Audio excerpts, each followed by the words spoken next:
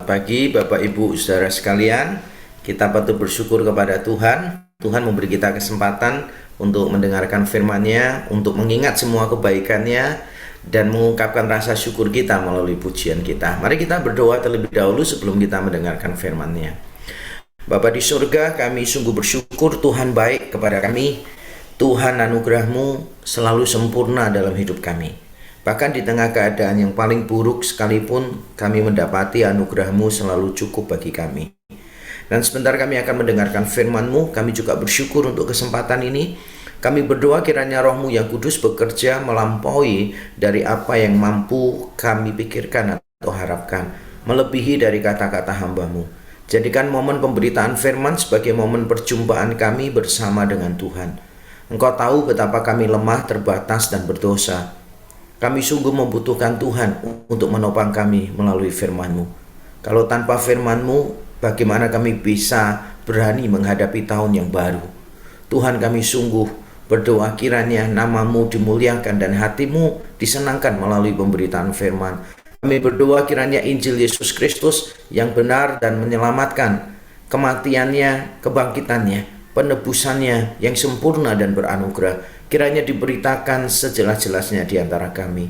Terima kasih Tuhan untuk semuanya ini. Di dalam Kristus Yesus Tuhan, kami berdoa dan kami mengucap syukur. Amin. Amin. Amin. Ya, saya mengucapkan terima kasih sekali lagi kepada para pengurus yang sudah berbaik hati mengundang saya kembali di tengah persekutuan The Missions. Semuanya berkumpul di sini luar biasa. Ini kesempatan yang baik untuk kita, dan belum terlambat juga kalau saya ingin mengucapkan kongsi fajai Sinan Kuala kepada setiap kita masing-masing, ya terutama bagi kita yang sudah merayakannya. Nah, saya tidak tahu bagaimana pandangan kita, sikap kita dengan tahun yang baru ini. Kalau misalnya kita nilai dari antara 0 sampai 100, kira-kira seberapa excitedkah kita dengan tahun yang baru ini? Kira-kira berapa ya nilainya? Adakah yang di sini yang mungkin memberikan semangatnya, excitementnya itu di atas 75 mungkin gitu? Ada yang bisa memberi emoticon gitu, sesuatu yang di atas 75? Wah, luar biasa ya, hampir sekitar 500 orang ya yang mengangkat tangan. Oh, itu luar biasa. Beberapa, wah, semangatnya 75. Yang 50 sampai 75? Wah, yang 50 sampai 75 ini kalau di sekolah ini namanya japres ya gitu, japres, yaitu jalur ngepres ya. Jadi bukan jalur prestasi tapi jalur ngepres gitu. Nah, oke, nggak apa-apa, kita jujur ya, 50 sampai 75 karena kita masih punya beberapa pertimbangan. Yang di bawah 50 ada nggak ya?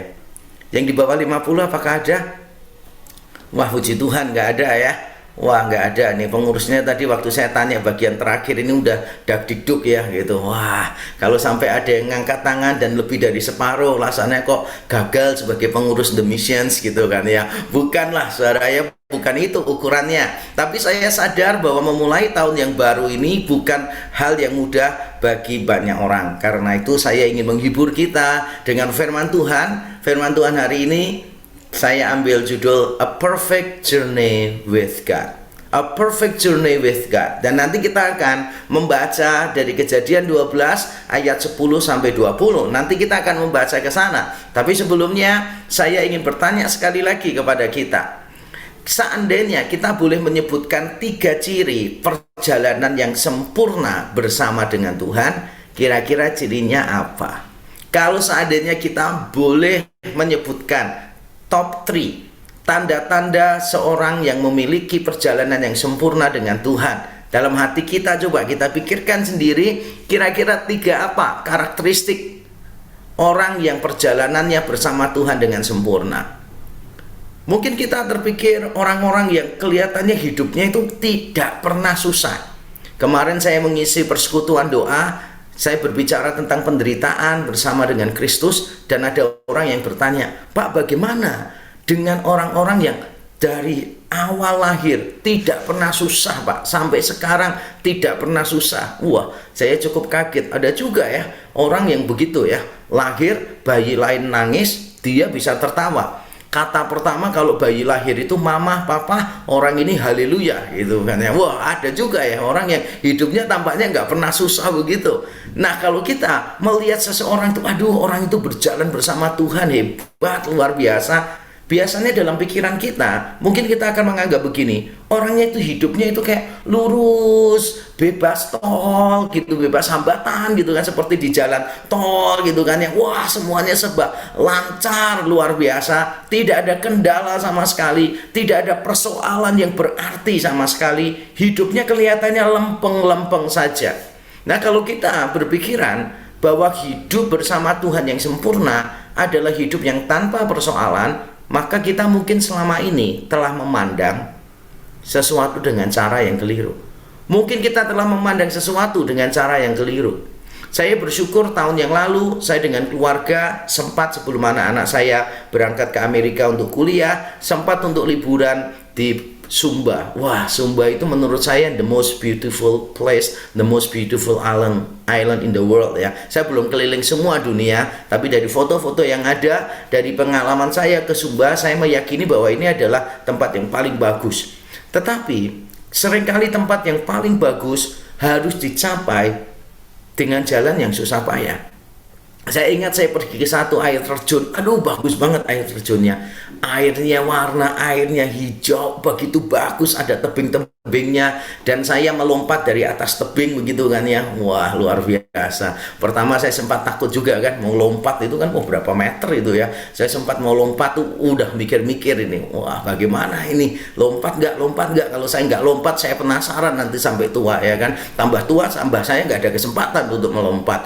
Dan akhirnya saya menguatkan hati saya, mumpung KPR-nya masih panjang juga ya, jadi kalau ada apa-apa kan langsung lunas, kemudian atas nama istri saya gitu. Lalu setelah mengucapkan pengakuan iman rasuli gitu, doa Bapak kami dan sebagainya, saya langsung lompat aja gitu kan. Wah, saya lompat, aduh lega banget begitu, sampai di bawah airnya segar dan sebagainya. Saya telah mengalahkan rasa takut saya. Tempat sebagus itu tidak bisa dicapai dengan cara yang mudah masalahnya. Seandainya ada helipad, seandainya ada helikopter ke sana, seandainya saya bisa membayarnya, wah itu akan menjadi perjalanan yang sempurna. Apakah itu perjalanan yang sempurna? Menurut saya tidak. Justru ketika kami susah payah mencapai tempat itu dan pada akhirnya melihat keindahannya, pada akhirnya kami bisa berkata begini, ini adalah perjalanan yang sempurna, a perfect journey. Karena semua kecapean, ketakutan, keletihan menempuh perjalanan akhirnya terbayar sudah dengan pemandangan yang begitu menawan. Mungkin ketika perjalanannya begitu gampang untuk sampai ke sana, mungkin kami tidak akan terlalu menghargai keindahan yang ada di depan mata. Tapi begitu kami menjalani perjalanan yang begitu sulit, sampai akhirnya bisa menikmati pemandangan yang wah luar biasa, wonderful view, benar-benar wonderful experience, maka kami bisa mengatakan itu adalah a perfect journey. Tempatnya benar-benar sulit, sampai ada salah satu anggota kami tidak berani untuk menyeberang sungainya, tidak berani untuk naik ke atas tebingnya. Kenapa? Medannya berbahaya, tapi pada akhirnya bisa sampai ke sana. Nah, saudara, perjalanan kita bersama dengan Tuhan itu pasti sempurna, pasti sempurna. Tetapi tidak selalu seperti yang kita kira. Saya ulang sekali lagi, perjalanan kita bersama Tuhan pasti sempurna, tetapi tidak selalu seperti yang kita kira. Dan kita akan belajar dari satu tokoh yang menimpa tokoh ini, yaitu Abraham. Kita akan melihat bagaimana perjalanannya dia tetap sempurna, walaupun di tengah-tengahnya ada banyak dosa dan ada banyak bahaya. Mari kita membaca Kejadian 12 ayat 10 sampai yang ke-20. Kita membaca begini bunyi firman Tuhan, Kejadian 12 ayat 10 sampai 20. Ketika kelaparan timbul di negeri itu, pergilah Abram ke Mesir untuk tinggal di situ sebagai orang asing, sebab hebat kelaparan di negeri itu. Pada waktu itu ia akan masuk ke Mesir. Berkatalah ia kepada Sarai istrinya, memang aku tahu bahwa engkau adalah seorang perempuan yang cantik parasnya. Apabila orang Mesir melihat engkau, mereka akan berkata, itu istrinya. Jadi mereka akan membunuh aku dan membiarkan engkau hidup. Katakanlah, bahwa engkau adikku, supaya aku diperlakukan mereka dengan baik karena engkau, dan aku dibiarkan hidup oleh sebab engkau. Sesudah Abram masuk ke Mesir, orang Mesir itu melihat bahwa perempuan itu sangat cantik. Dan ketika punggawa-punggawa Firaun melihat Sarai, mereka memuji-mujinya di hadapan Firaun, sehingga perempuan itu dibawa ke istananya. Firaun menyambut Abram dengan baik-baik karena ia mengingini perempuan itu. Dan Abram mendapat kambing domba, lembu sapi, keledai jantan, budak laki-laki dan perempuan, keledai betina dan unta. Tetapi Tuhan menimpakan tulah yang hebat kepada Firaun, demikian juga kepada seisi istananya, karena Sarai istri Abram itu. Lalu Firaun memanggil Abram serta berkata, "Apakah yang kau perbuat ini terhadap aku? Mengapa tidak kau beritahukan bahwa ia istrimu? Mengapa engkau katakan dia adikku, sehingga aku mengambilnya menjadi istriku? Sekarang inilah istrimu, ambillah dan pergilah." Lalu Firaun memerintahkan beberapa orang untuk mengantarkan Abram pergi bersama-sama dengan istrinya dan segala kepunyaannya. Amin. Demikianlah pembacaan firman Tuhan untuk pagi hari ini. Dan saya percaya teks yang baru kita baca bukanlah teks yang asing bagi kita. Mungkin kalau kita sudah menjadi Kristen atau ke gereja lebih tepatnya sejak sekolah minggu, maka mungkin kita sudah terbiasa dengan cerita tadi. Cerita tadi mengisahkan tentang kelaparan yang terjadi di Kanaan. Lalu Abraham yang baru saja sampai di tanah Kanaan itu, Abraham harus pergi ke Mesir. Lalu terjadilah banyak masalah di sana yang kita bisa baca dari teks tadi. Tapi sebetulnya kalau kita membaca teks ini dengan teliti, kita membacanya sesuai dengan konteksnya. Dari ayat yang pertama, pasal 12 ayat yang pertama, maka kita akan tahu bahwa kemunculan persoalan di dalam bagian ini sangat mengejutkan sekali. Kalau kita membaca sebelumnya di pasal yang ke-12, Tuhan memanggil Abraham dari tempatnya yang jauh. Tuhan panggil untuk menuju ke sebuah negeri, dan Tuhan berkata, "Aku akan menjadikan engkau sebagai bangsa yang besar, keturunanmu akan banyak." Maksudnya begitu, "Aku akan menjadikan namamu masyhur, dan aku akan memberkati siapapun yang memberkati engkau, dan mengutuk siapapun yang mengutuk engkau. Dan melalui engkau segala kaum akan mendapat berkat." Wah, itu kan ayat terkenal banget kan? Kejadian 12 ayat 1 sampai yang ketiga yang menjadi dasar banyak gereja mengatakan kita ini diberkati untuk memberkati. Wah, ayatnya pas banget, cakep banget lah pokoknya. Kejadian 12 ayat 1 sampai 3, Allah memanggil Abraham meninggalkan negerinya menuju ke sebuah negeri. Lalu ayat yang keempat sampai seterusnya kita menemukan bahwa Abraham sudah sampai di tanah Kanaan. Belum memiliki, tetapi sudah sampai di tanah Kanaan, di negeri Kanaan. Dan Tuhan berkata begini, "Abraham, aku akan memberikan negeri ini kepada kamu dan kepada keturunanmu." Wah, Abraham melihat itu bersuka cita. Lalu dikatakan, sebelum teks kita hari ini dikatakan Abraham itu mengucap syukur kepada Tuhan. Abraham mendirikan mezbah untuk Tuhan, mempersembahkan korban kepada Tuhan, dan korbannya pasti korban ucapan syukur karena perjalanan dia jauh-jauh dari negerinya menuju Kanaan sekarang sudah dipimpin Tuhan dengan sempurna. Mungkin kita sebagai pembaca berharap begitu Abraham sampai ke negeri Kanaan langsung ada tulisannya "The End". Terima kasih kepada kameraman siapa, penulis naskah siapa. Karena kan memang ceritanya Abraham begitu sih. Dipanggil dari negerinya menuju ke satu negeri. Nah, di pasal 12 awal Abraham sudah sampai di negeri Kanaan. Tapi ternyata ceritanya tidak berhenti di situ. Justru ceritanya bertambah menarik di situ. Abraham ada di negeri Kanaan, itu baru pendahuluan ceritanya. Sekarang ini ada konflik yang nanti menghantar kepada perjalanan yang berliku-liku. Persoalannya adalah kelaparan di Mesir. Sehingga kalau saya melihat ini dari sisi alur cerita, membandingkan teks kita dengan ayat-ayat sebelumnya, maka mungkin akan timbul pertanyaan bagi kita. Apakah ini sebuah perjalanan yang anti klimaks? Apakah ini perjalanan yang tidak terduga? Karena di ayat 1 sampai 3 ada janji yang indah yang Tuhan berikan. Dan di ayat 7 sampai 9 Abraham mendirikan mezbah, mengucap syukur. Jadi ini seolah-olah sesuatu yang tidak terduga. Ini sesuatu yang sifatnya kayak anti klimaks begitu. Dipanggil dari negerinya yang jauh, harusnya sampai ke Kanaan, mendirikan mezbah, langsung kan selesailah. Meriah sudah pestanya. The end of the story. Tapi ternyata tidak begitu. Perjalanan bersama Tuhan seringkali tidak flat semacam itu. Jadi ada persoalan di sana. Di tengah-tengahnya ada persoalan. Dan persoalan ini adalah persoalan yang wajar sekali, yaitu terjadi kelaparan. Jadi ada kelaparan di tanah Kanaan. Abraham, atau namanya dulu Abram, lalu membawa istrinya pergi ke Mesir. Banyak orang menganggap tindakan ini salah. Banyak pendeta bilang, wah, Abraham melakukan kesalahan, yaitu dia pergi ke Mesir. Padahal Mesir itu adalah sumber masalah. Bangsa Israel diperbudak di Mesir. Menurut saya penafsiran ini salah ya. Penafsiran ini berarti terbalik.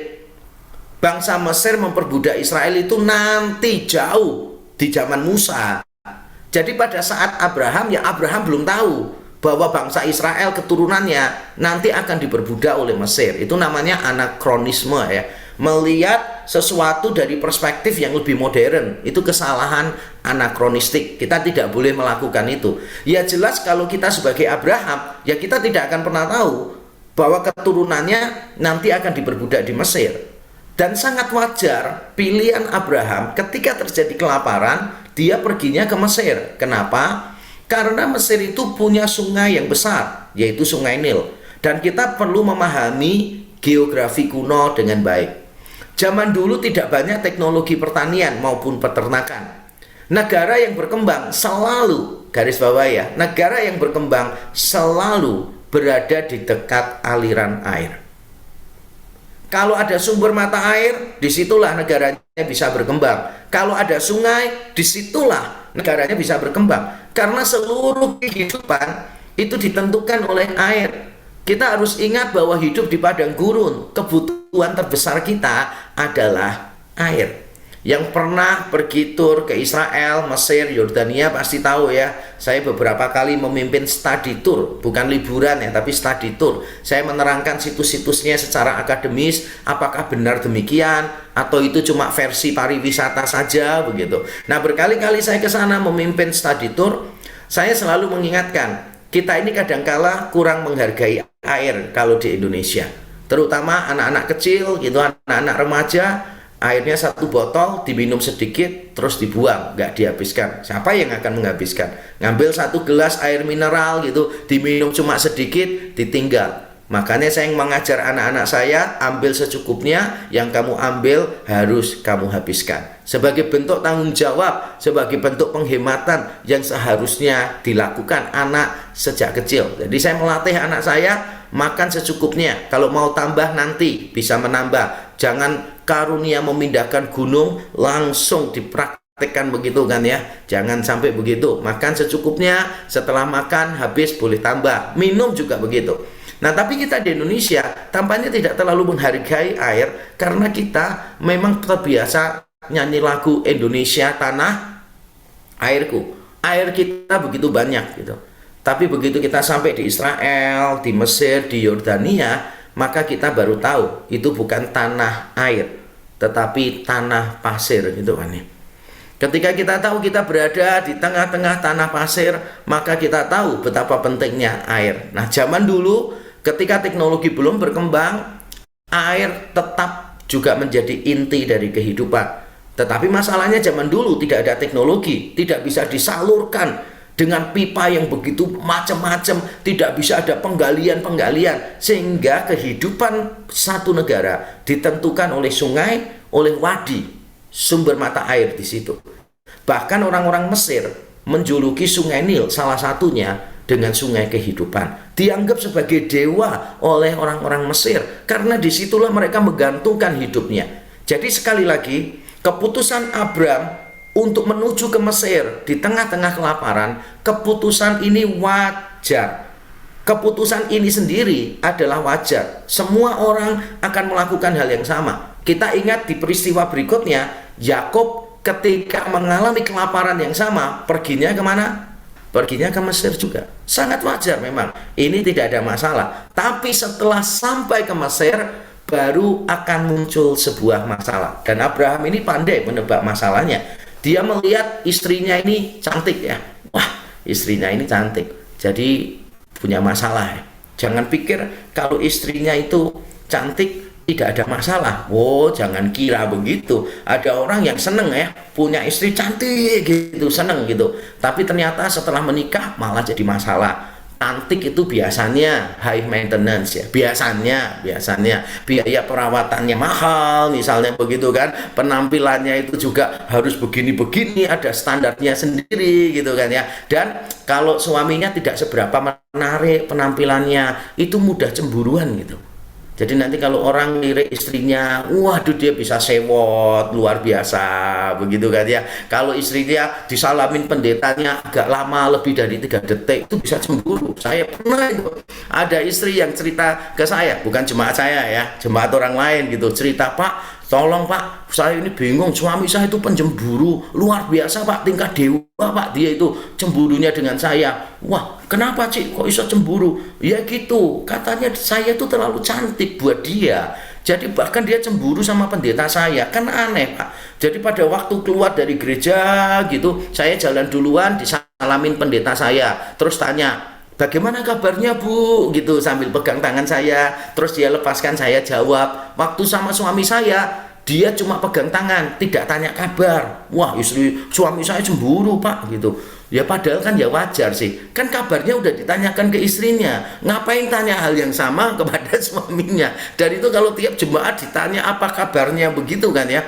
Wah, itu kebaktiannya bisa panjang lebar, dan jemaat yang mau pulang harus nunggu lama itu akan menjadi sebuah talk show ya, bukan acara jabat tangan setelah ibadah. Jadi sebetulnya hal yang biasa tapi jadi masalah, dan itulah yang dihadapi oleh Abraham. Abraham punya masalah karena Sarah istrinya cantik sekali. Ada orang yang pernah bingung, kok bisa ya Pak ya, Sarah itu cantik sekali sampai semua orang setuju kalau dia itu cantik. Padahal Sarah itu umurnya berapa sih? Kalau kita lihat secara kasar aja, umurnya dia itu 75 loh. 70-an. Luar biasa ya. 70-an, dia cantik. Saya pernah melihat orang usia 70-an terlihat cantik. Maksudnya adalah begini, ketahuan bahwa dulu pada waktu muda cantik gitu.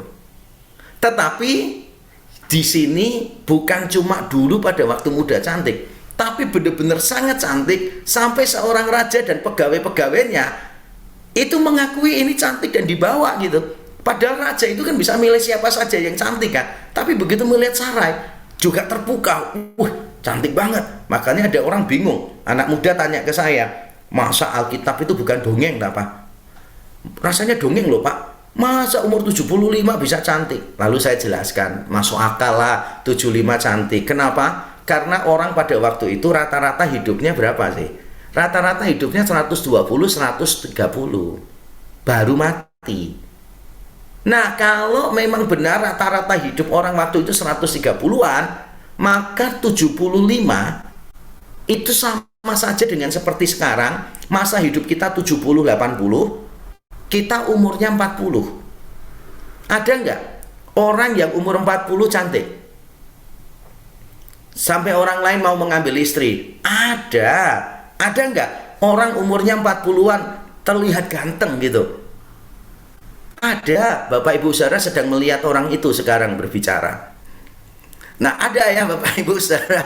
Jadi ada orang yang umurnya itu pertengahan, terlihat masih menarik begitu. Tapi itulah kadangkala kelebihan kita itu menjadi kelemahan kita, keuntungan kita, kadangkala jadi kerugian kita. Karena Sarai terlalu cantik, maka menimbulkan masalah gitu.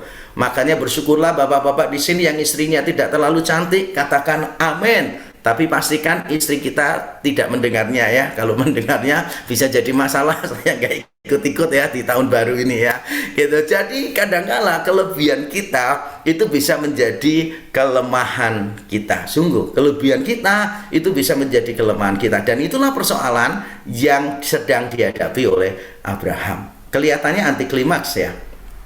Kejutan di tengah jalan seringkali tidak terelakkan dalam perjalanan bersama dengan Tuhan. Kejutan di tengah jalan seringkali tidak terelakkan dalam perjalanan bersama dengan Tuhan. Kita ini hidup kan tanpa tahu masa depan kita. Wah, ada lagunya lagi kan, I don't know about tomorrow gitu kan, but one thing I know, who holds the future. Wah, itulah keyakinan kita. Kita tidak tahu apa yang akan terjadi di depan kita. Dan kadangkala beberapa orang Kristen tuh protes ya, kok kita tidak tahu apa yang ada di depan kita gitu kan. Saya masih ingat ada seorang mahasiswi teologi di tempat saya dulu menjadi dosen dan menjadi rektor. Kalau sekarang kan saya sudah mendirikan sendiri STT Amadius ya. Tapi ini dulu STT tempat saya jadi dosen tetap dan menjadi ketua di sana. Ada satu mahasiswi itu dia protes. Dia datang ke saya, dia protes kepada Tuhan, bilang begini, Pak, saya ini mau marah sama Tuhan. Ya nggak apa-apa, marah aja, sampaikan langsung. Kalau nggak berani nggak apa-apa, sampaikan melalui saya, nanti saya sampaikan ke dia gitu kan. Kemudian, Pak, saya serius ini Pak, saya ini kecewa, wah saya mau protes sama Tuhan. Oke, kamu mau protes apa? Dia bilang begini, saya tahu Pak, saya percaya Tuhan tuh mengontrol semuanya. Tapi saya itu ingin tahu Pak, rencananya dia apa gitu. Jangan biarkan saya itu dalam kebingungan terus gini loh Pak. Tiap kali bingung menebak pimpinan Tuhan apa ke depan. Saya tuh kepengen semuanya jelas dari awal sampai akhir. Saya cuma senyum, saya bilang, kamu serius mau tahu? Iya Pak, itu lebih menenangkan saya. Dia bilang gitu, yakin kamu lebih menenangkan? Iya Pak, pasti lebih menenangkan saya, dan itu lebih menyenangkan Pak. Hidup seperti itu, semuanya serba jelas. Saya senyum dan saya ngomong kepada dia gini, kamu tuh tidak tahu apa yang kamu minta. Coba bayangin ya, seandainya Tuhan kasih tahu kamu nih, ya Tuhan kasih tahu kamu bulan depan ketemu cowok yang akan naksir kamu, dan nanti 3 tahun sesudahnya kamu akan menikah dengan cowok ini, cowok yang sangat romantis, sangat perhatian kepada kamu. Dan setelah kamu menikah 5 tahun kemudian cowok ini akan selingkuh dengan sahabat baik kamu. Seandainya Tuhan kasih tahu kamu ya dengan jelas seperti itu, kamu bayangkan nggak sih hidupmu lebih menyenangkan atau enggak? Terus dia mulai mikir gitu kan ya. Ya saya aja dia mikir, bayangkan ya, seandainya dia sudah tahu nih, nanti 2 tahun lagi jadi suami, 5 tahun lagi suaminya selingkuh. Nah pada waktu pacaran, suaminya dengan romantis gitu kan ya, wah datang membelikan es krim gitu kan ya, mengatakan I love you gitu. Dia langsung lihat es krimnya seneng, tapi ingat, wah nanti kalau nikah sama aku dia selingkuh, itu es krim bisa dilemparkan ke wajahnya cowok itu loh. Nggak usah es kriman, karena saya tahu nanti setelah menikah 5 tahun kemudian kamu akan selingkuh gitu kan. Masa bener-bener sih kita mau menjalani hidup yang model begitu? Saya yakin enggak lah. Ya memang Tuhan itu tidak membuka semuanya untuk kita. Tuhan tidak membuka semua yang ada di depan bagi kita. Itulah sebabnya kita perlu bersandar terus dekat dengan Tuhan, mencari tahu apa pimpinan Tuhan. Tapi selama kita menjalaninya, memang ada kejutan-kejutan di tengah jalan. Mungkin kita 5 tahun yang lalu, bahkan mungkin 3 tahun yang lalu, kita sudah membuat target bisnis yang luar biasa, ekspansi kemana-mana begitu. Ternyata setelah COVID-19 datang, semua rencana bisa berantakan. Walaupun saya tahu ada beberapa pengusaha malah melambung tinggi pada saat terjadi pandemi. Ada beberapa jemaat saya bilang, Pak, pandemi ini berkat Tuhan buat saya Pak. Waduh, luar biasa. Dan pandemi juga berkat Tuhan untuk gereja saya, Reform Exodus Community. Di awal pandemi, waduh banyak gereja itu bergumul karena defisit keuangan. Banyak gereja bingung tuh. Teman-teman saya telepon, waduh aku bingung nih, gereja aku ini nggak pernah defisit gitu kan. Jadi kali ini defisit, aduh aku bingung nih, kamu ada solusinya nggak? Wah, saya langsung berkata kepada mereka, wah kalau aku sih tenang. Kamu tenang kenapa? Gerejamu nggak defisit tak? Oh saya jawab, karena sebelum pandemi gerejaku sudah biasa defisit. Jadi udah terlatih. Jadi pada waktu pandemi defisit kita semua ototnya udah kuat. Bukan ya, selama pandemi gereja kami justru membaik secara keuangan gitu. Ada banyak hal, misi membutuhkan beberapa miliar gitu. Ternyata Tuhan cukupi juga begitu. Wah, luar biasa lah pokoknya selama pandemi. Tapi saya tahu itu hanya cerita segelintir orang. Kebanyakan orang sudah merencanakan bisnis begitu rupa 3 tahun yang lalu, akhirnya hancur berantakan. COVID-19 menjadi kejutan-kejutan di tengah jalan. Mungkin ada orang yang kita percayai di dalam dunia bisnis ternyata sudah meninggal dunia gara-gara COVID-19.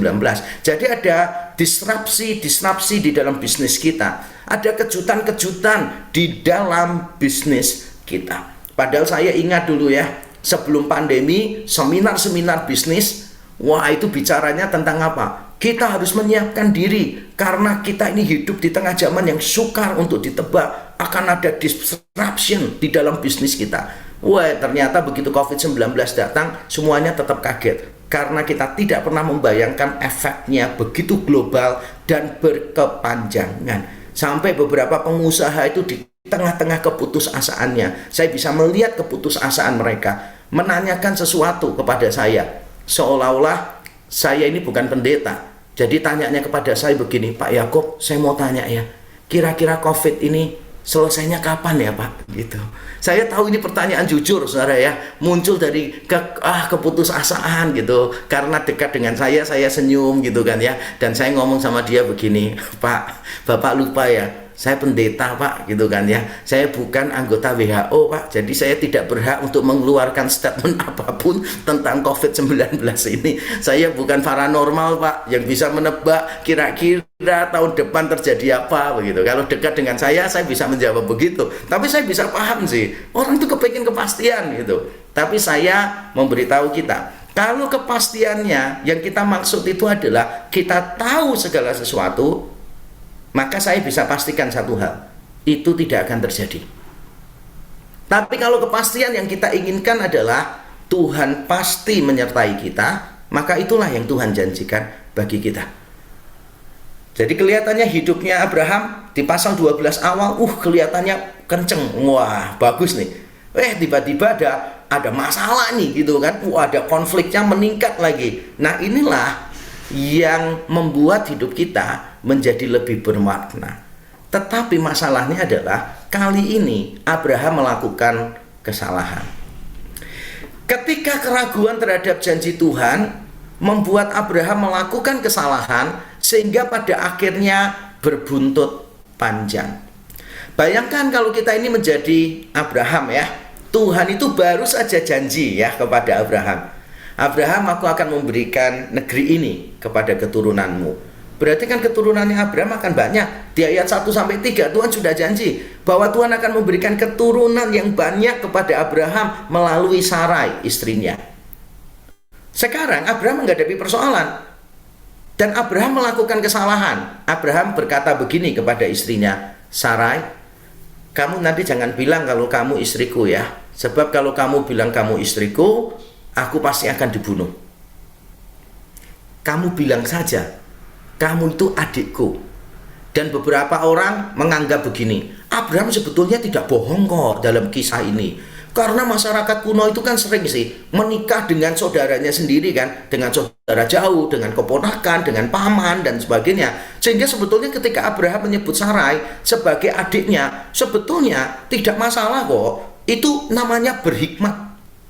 Abraham ini justru camik, katanya orang begitu. Abraham ini pinter, jadi dia punya alasan yang tidak bohong tapi camik jitu. Menurut saya itu pembelaan terhadap Abraham yang tidak perlu sih.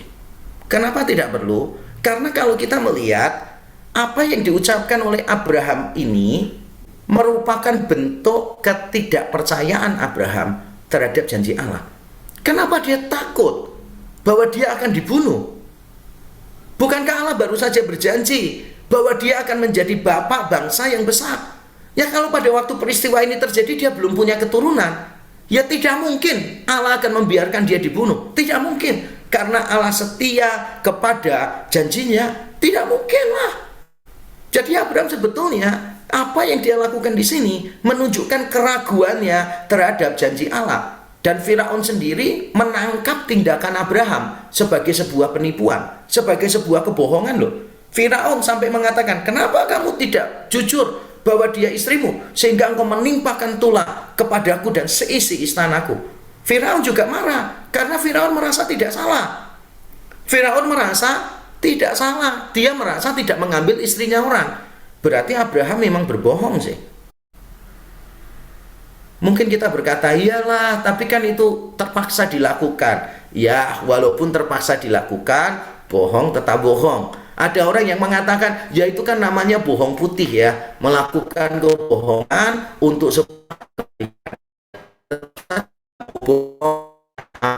tetap saja itu adalah bohong. Dan mungkin ada orang mencoba membela diri, tapi kan nggak sepenuhnya bohong ya. Kan nggak sepenuhnya bohong, karena kan memang kalau diruntut-runtut, Sarah itu ada urutannya, ikatan kekeluargaan dengan Abraham, dan Abraham lebih tua dari Sarah sehingga bisa disebut adiknya. Oke, kalau jawaban saya sih, Tuhan itu melihat hati kita ya. Tuhan melihat hati kita, dan Tuhan juga meminta kita melihat konteksnya, konteks pembicaraannya seperti apa. Contoh ya, contoh nih, kalau ada dinding tulisannya dilarang kencing di sini, lalu kita kencing di sebelah tulisan itu, kira-kira kita salah atau enggak? Tulisannya kan dilarang kencing di sini, lalu kita kencing di sebelahnya. Ada enggak orang yang bilang begini? Kan enggak salah, kan yang dilarang itu di tulisannya. Kalau di sebelah tulisannya, kan berarti tidak dilarang.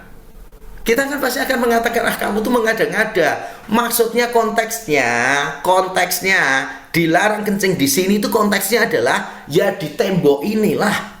Makanya beberapa orang sampai memberi tanda panah kan, dilarang kencing di sini, tanda panah kanan kiri 50 meter, 50 meter. Ada juga ya orang bela nih, jalan setelah 50 meter dia kencing di situ. Ada nggak ya orang yang bela nih sampai begitunya? Atau kalau misalnya ditulis gini, dilarang kencing di sini kecuali anjing. Lalu ada orang tetap kencing di situ, tapi pakai gaya anjing gitu. Orangnya salah nggak kira-kira? Ya tetap aja salah kan? Ya tetap aja salah gitu. Jadi menurut saya, kita ini tidak perlu membela Abraham. Abraham memang salah. Dan tokoh iman itu tidak ada yang sempurna kok, kecuali Yesus Kristus. Paulus salah, Petrus salah, Daud salah. Kenapa Abraham nggak bisa salah? Dibela mati-matian? Enggak kok, memang Abraham salah, dan kesalahannya muncul dari keraguan terhadap Allah. Makanya dalam salah satu khotbah saya beberapa minggu yang lalu, saya mengeluarkan kalimat begini, jalan keluar gitu, jalan keluar yang kita pikirkan kadangkala menjadi jalan masuk kepada persoalan. Jadi jalan keluar yang kita pikirkan seringkali menjadi jalan masuk kepada persoalan yang lebih besar. Dan itulah yang terjadi dengan Abraham. Abraham pergi ke Mesir tidak salah, tapi dia tidak percaya pada janji Tuhan, mencari jalannya sendiri, akibatnya berbuntut panjang. Tapi saya bersyukur karena buntutnya benar-benar panjang, tidak pendek. Kalau langsung di end of the story, Sarah diambil Firaun, lalu ada tulisannya di end, terima kasih untuk para kru yang sudah bekerja dengan maksimal. Waduh, ceritanya bisa kacau balau. Tapi saya bersyukur buntutnya benar-benar panjang, karena di tengah-tengahnya ada Tuhan yang berintervensi. Jadi dari ayat 17 sampai ayat 20, kita melihat Allah bukan hanya campur tangan,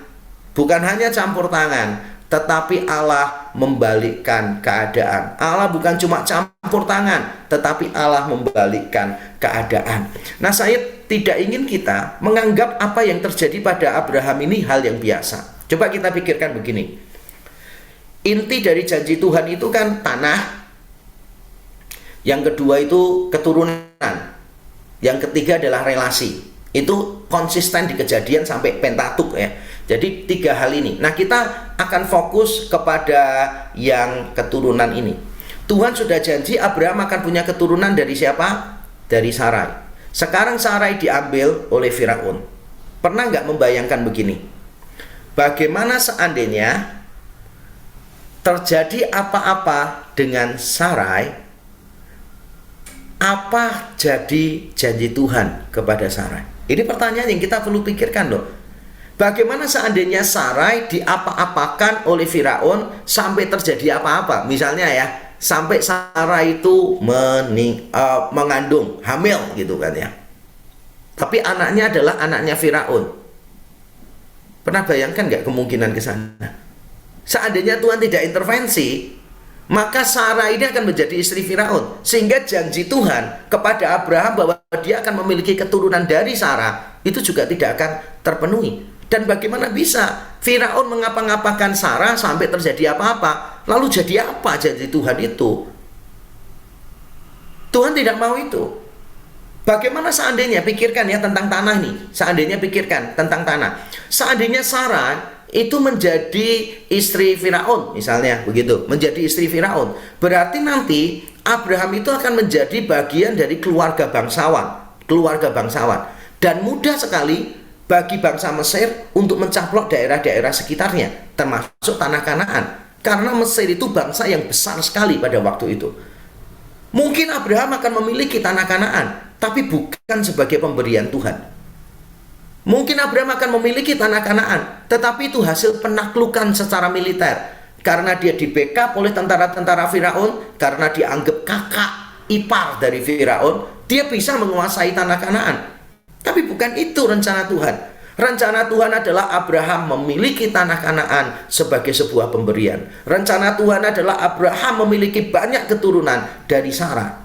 Sehingga Tuhan memastikan janji ini tidak diganggu gugat. Rencana Tuhan tidak bisa gagal. Tapi bukan cuma itu loh ceritanya. Ceritanya begini. Firaun itu memberikan kepada Abraham lembu, sapi, banyak hal diberikan kepada Abraham. Jadi Abraham pulang itu bukan dengan tangan kosong. Dia datang itu dengan tangan kosong karena kelaparan kan. Setelah dia pulang, dia membawa banyak oleh-oleh dari Mesir. Wah, kira-kira perjalanan Abraham mengatasi kelaparan ke Mesir ini mirip ya dengan perjalanan beberapa orang kalau pergi ke Biston, ibadah ucapan syukur di rumah orang, begitu kan ya. Alkitab itu bisa lupa bawa, tapi tas kresek dan tupperware biasanya nggak pernah lupa untuk dibawa. Makannya sekenyang-kenyangnya, siapa tahu ada yang dibawa pulang. Apalagi kalau orang Tionghoa, orang Manado, itu kan memang budaya kita kan begitu kan ya. Kalau budaya Tionghoa itu makan nggak pernah ngepas gitu kan ya.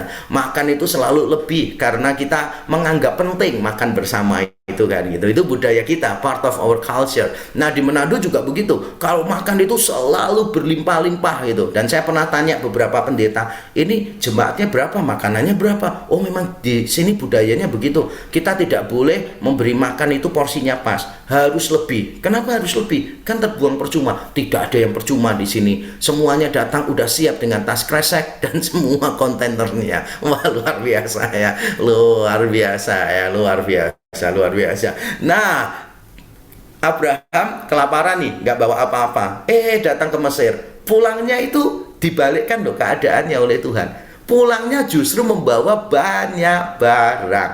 Sehingga terjadilah apa yang Tuhan janjikan di pasal 12 ayat 3. Aku akan memberkati orang yang memberkati engkau, dan aku akan mengutuk orang yang mengutuk engkau. Ketika Firaun melakukan kejahatan kepada Abraham, Tuhan campur tangan, menulai Firaun. Karena siapa yang mengutuki Abraham akan dikutuk oleh Tuhan. Tapi Firaun ketika berbuat baik kepada Abraham, mengembalikan Sarah istrinya, kita melihat ya, Firaun akhirnya diampuni oleh Tuhan. Dan ketika Firaun mengembalikan barang-barangnya semuanya, lembu, sapi, ternaknya diberikan kepada Abraham, kita tahu Firaun tetap berjaya kok. Bahkan sampai 400 tahun kemudian, ya Firaun Mesir tetap menjadi bangsa yang besar kok. Dan yang menarik adalah begini, kalau kita meneruskan membaca di pasal 13, jadi kan ini pasal 12 ayat 10 sampai 20. Lalu kalau kita meneruskan baca pasal 13, kita akan tahu Abraham itu balik ke tempat di mana sebelum kelaparan terjadi. Yaitu tempat di mana dia mendirikan mezbahnya antara Betel dan Ai di tanah Negev. Jadi sebelum kelaparan terjadi, ketika Abraham mengucap syukur untuk janji Allah, untuk peneguhan janjinya, Abraham mendirikan altar mezbah di situ, mengucap syukur. Lalu terjadi masalah. Setelah balik dari Mesir dengan semua pembalikan keadaan yang menyenangkan itu, Abraham kembali di titik yang sama, di mezbah yang sama, dan dia melakukan hal yang sama. Jadi cerita ini tuh benar-benar sempurna begitu. Di sini, lalu di sini. Settingnya sama, setting tempatnya sama. Dan itu mengingatkan kita, itu adalah perfect journey with God. Allah menjanjikan penyertaan yang sempurna. Walaupun di tengah-tengahnya ada banyak gelombang kehidupan yang datang, tapi dia menyediakan penyertaan yang sempurna, sehingga kita bisa mengambil beberapa hal yang penting sebagai prinsip hidup kita. Ini dia kalimat sakti dari saya. Saya selalu mempraktekkan ini, menghidupi kalimat ini untuk saya sendiri. Perjalanan bersama dengan Tuhan tidak selalu nyaman, tetapi selalu aman. Saya ulang sekali lagi ya. Perjalanan bersama dengan Tuhan tidak selalu nyaman, tetapi selalu aman. Inilah perjalanan bersama dengan Tuhan. Tuhan tidak pernah menjanjikan kenyamanan, tetapi Tuhan menjanjikan apa? Keamanan. Kita akan baik-baik saja. Tapi di tengah-tengahnya ada gelombang di sana sini, ada badai di tengah-tengahnya. Iya benar, Tuhan nggak pernah kok janji bahwa hidup kita tanpa badai. Benar, hidup kita ada badai, ada kejutan-kejutan di tengah jalan. Benar, Tuhan nggak pernah janji bahwa hidup kita itu akan landai-landai saja. Tidak. Tuhan janji akan ada lembah, akan ada bukit yang harus kita tempuh di dalam perjalanan kita. Tetapi kita harus menyadari bahwa Tuhan selalu memberikan keamanan kepada kita. Nah, saya paling suka itu mencoba. Saya nggak tahu sekarang ya, sudah lama tidak mencoba. Tapi saya dulu paling suka mencoba wahana-wahana itu yang ekstrim gitu kan ya. Misalnya kayak roller coaster yang semakin ekstrim saya semakin seneng gitu kan ya. Kemudian yang ditarik ke menara cuat tinggi, tiba-tiba turun cuat gitu kan. Nah, saya dulu malah lebih berani daripada anak-anak saya. Anak-anak saya pada waktu belum gede ya, masih SMP gitu, masih takut. Saya selalu, ayo ikut itu yuk, naik sama papa. Wah, takut pak. Loh, justru karena kamu takut, kamu harus nyoba gitu. Papa takut nggak? Takut. Makanya papa mau coba biar papa ngerti rasanya seperti apa. Wah, itu jadi saya nyoba gitu. Kadang-kala kalau saya itu masih takut, saya nyoba lagi sampai saya tidak takut. Jadi saya sampai naik roller coaster itu banyak gayanya. Dari sampai teriak gitu kan ya, sampai saya cuma diem nggak teriak gini. Sampai terakhir saya itu tutup mata sambil menikmati gitu kan ya. Sambil terakhir nyiapin khotbah sambil di roller coaster. Tapi nggak bisa ya, yang terakhir nggak bisa tetap. Nah, tapi saya ingin mencoba hal-hal yang semacam itu. Saya yakin kalau di roller coaster itu ya aman lah. Memang akan dipelintir ke sana kemari 360 twisted apa segala macam gitu.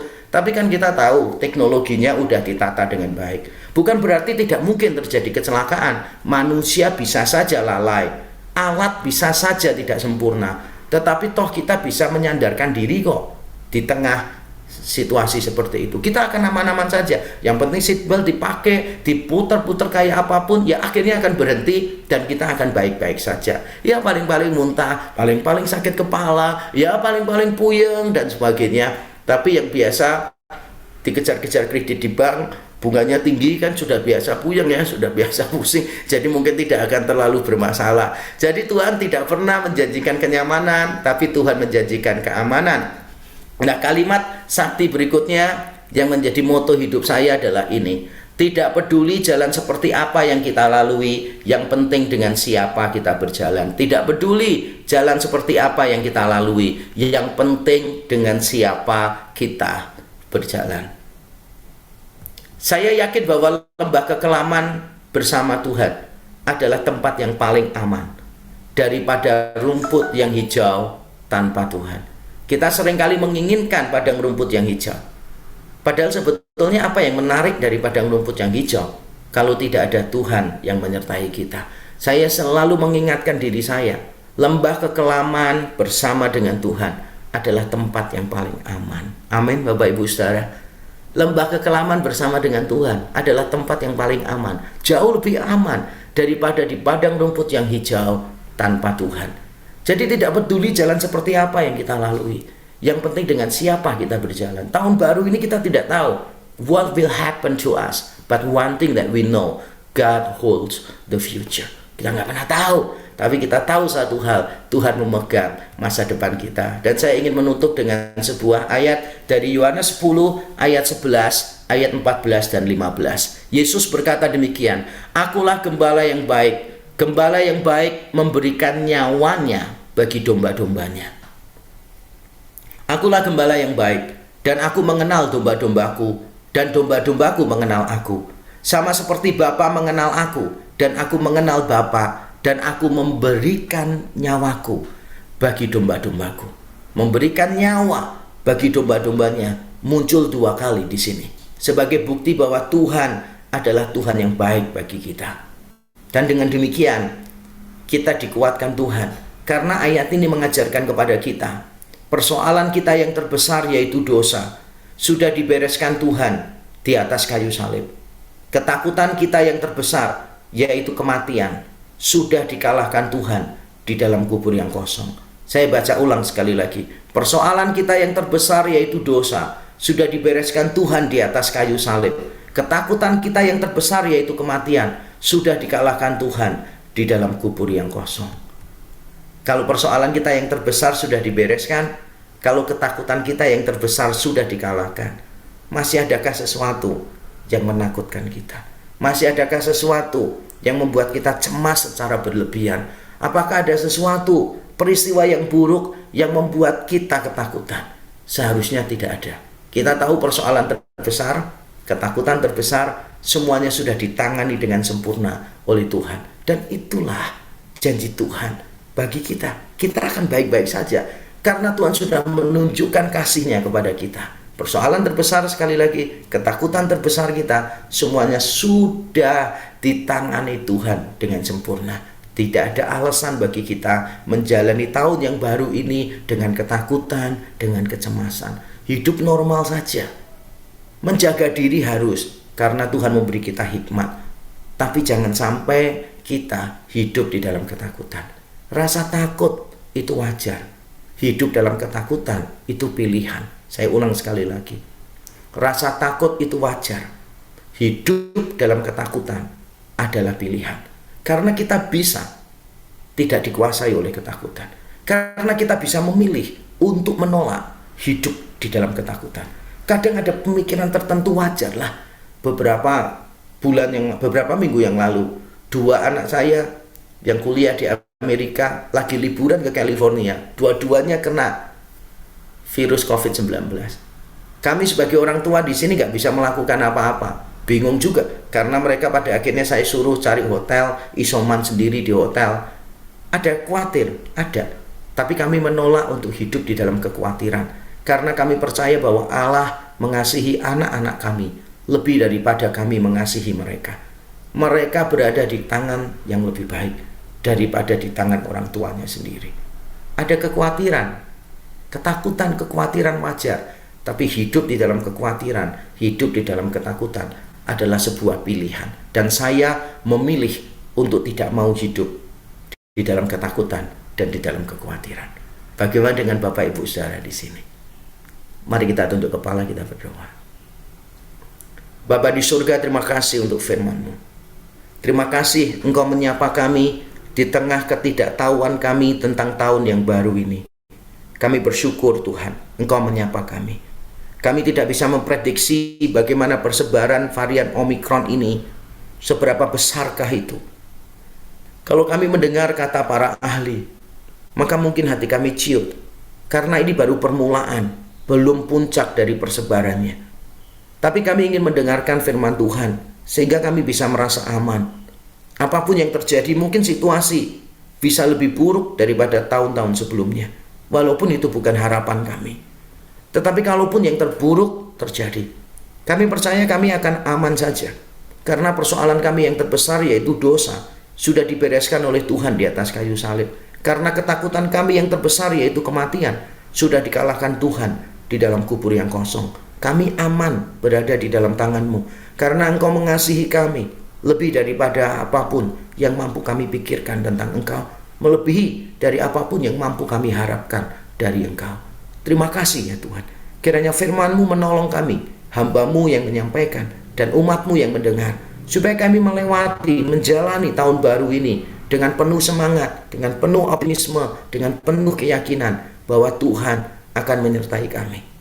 Kami tahu jalan di depan tidak mudah, kami tahu ada banyak lubang di sana, kami mungkin akan terpeleset, akan jatuh, tapi kami tidak akan tergeletak. Kami tahu akan ada lembah yang curam, kami bisa tergelincir, dan kami bisa terhempaskan dengan keras. Tetapi kami percaya, kami toh akan mendarat di tangan Tuhan yang lembut. Kami tahu di tengah jalan akan ada bukit yang terjal, yang harus kami naiki. Tetapi kami toh percaya, Tuhan ada di depan, mengulurkan tangan bagi kami. Karena itu kami tidak mau menyerah. Kami akan menjalani dengan sukacita bersama Tuhan.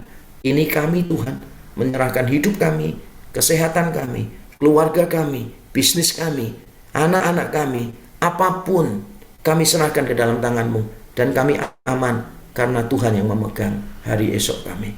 Di dalam Kristus Yesus Tuhan, kami berdoa dan kami bersyukur. Amin.